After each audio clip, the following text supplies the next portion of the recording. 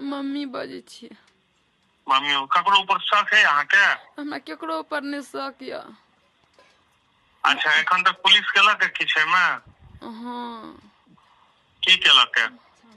उ छानबान करे है। साइकिल वाला धराल है तो कहे तो साइकिल वाला का तुम्हें लोग और कहे तुम्हें साइकिल वाला का भतीजा है। साइकिल वाला के भतीजा छिए? हाँ जो अब हो छिए अहाँ के तो एखन नहीं बुझल है के छिए? हाँ अभी हमरा नहीं है पता। और पुलिस एखन तक कोनो निष्कर्ष पर नहीं पहुंचल है सह ना?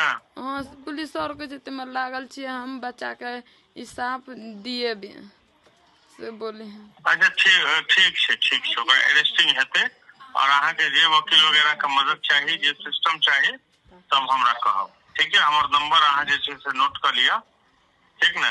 और बाकी ये प्रश्न के जे छै से उठावल जा रहल नहीं छै। सर हमरा कुछ नहीं चाहिए ओकरा फांसी के फंदा सजा चाहिए ओकरा जे बच्चा के ई हालत करने तो एहने सजा होना चाहिए। एकदम कानूनन ओकरा फांसी के फंदे हेतै लेकिन अहाँ सब कॉम्प्रोमाइज नहीं करबे जाके बाद में। हम तो ओकरा पकड़वा द रहल छी निकालबे ओकरा पतालो सकते छी लेकिन अहाँ सब बाद में जाके कॉम्प्रोमाइज नहीं कर लेबे।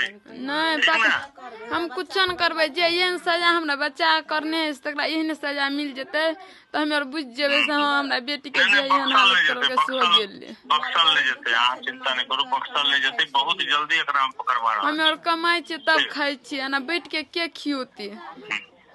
हाँ हम आबै छी क्षेत्र में तो तुरंत इमीडिएट हम आके भेटो कर रहल छी। ओना हम पूरा जे छै से प्रशासनिक एखन संपर्क क के ओकरा तुरंत गिरफ्तार करवा रहल छी ओकरा ठीक छै।